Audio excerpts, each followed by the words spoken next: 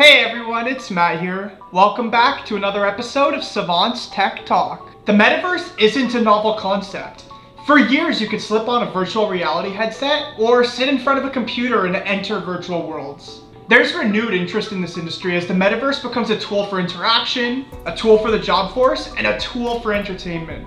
Investors are particularly interested in metaverse cryptos, which are digital currencies linked to decentralized blockchain metaverses where consumers have the final say. As tainted internet giants like Facebook aim to dominate the market, these metaverse cryptos are considered a way to undermine their efforts while pushing the industry forward. You can go anywhere in the metaverse, and you can be or do whatever you want. This virtual environment aims to bridge the gap between the internet and the third dimension, making everything you do appear more realistic. Facebook recognizes this and intends to be the dominant force in this industry. It's rebranding to Meta is accompanied by a glimpse into the company's upcoming metaverse. Metaverse enthusiasts are surprised by the prospect of such a large company pursuing a product in this idea. But a lot of people don't want Facebook's hands in something that people love for the freedom it provides. Within a Facebook metaverse, you'll still be bound by Facebook's rules and algorithms. A lot of people would want to have their own set of regulations and freedom of expression. Users can have exactly that with decentralized metaverses on a blockchain. Users can govern themselves, and they can even use a decentralized digital currency to power their digital economy. And this can also be translated into real-world advantages. In today's video, we'll have a look at how Decentraland works, what land and mana are, and the benefits of buying land. As always, if you find this topic interesting, then you can let us know by hitting that like button and subscribing to this channel for more videos. You can also let us know if you find it interesting by saying so in the comment section down below. Now let's jump into it.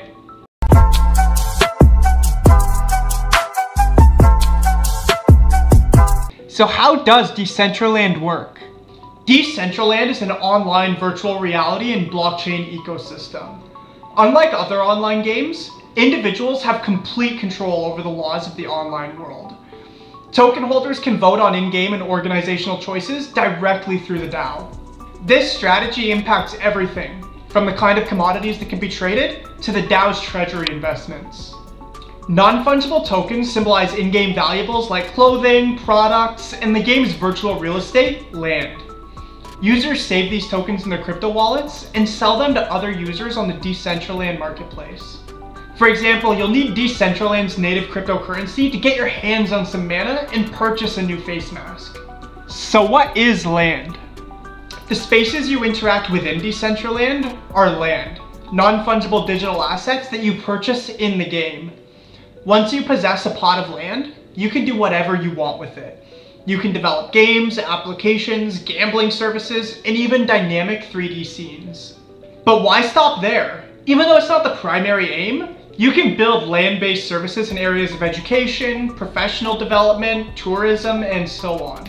The quantity of land is limited, and each plot of land is 33 feet by 33 feet. However, there's no limit to its height. Recently, Decentraland introduced land estates, which is a tool that allows you to manage your land by associating nearby plots more efficiently. Districts are similar arrangements on land. Districts are essentially communities centered on a common topic. So for example, there might be a district dedicated to Bitcoin lovers, complete with cryptocurrency apps and services. Agora, Decentraland's voting dApp, allows you to vote on district problems. The amount of land you own in a particular district is proportional to the weight of your vote. Agora was built by Decentraland to offer you more control over what happens in your districts and to provide feedback on the platform as a whole. So what is mana? Mana is the cryptocurrency token used by Decentraland. It's an ERC20 token that can be used to buy land plots and pay for in-game products and services. When you buy land, Decentraland destroys the mana that you used to buy it. Initially, the Decentraland team sold each piece of land for 1,000 mana. Now that there's a secondary market, the land values vary. The cheapest plot of land is currently 11,750 mana, while the more desirable places have price tags in the millions. In March of 2018, the most expensive tract sold for 2 million mana, which is the equivalent of almost $180,000. This was a lot of money for a fictitious piece of land. So why buy Decentraland? The current poster child for metaverse cryptos is Decentraland. For those looking to combine blockchain and digital sociability, the network provides one of the most popular virtual realms. Its mana token is then used to power a community-driven virtual economy, which results in real-world passive income. Users can create an avatar and have complete freedom to do almost anything that they desire. You can play games, visit a virtual casino, or hang out and talk. The network most recently began holding big music festivals, starting with Metaverse Festival. Several performers, including headliner deadmau5, performed live throughout the metaverse throughout the multi-day music festival. There are numerous ways users can earn and spend money on Decentraland.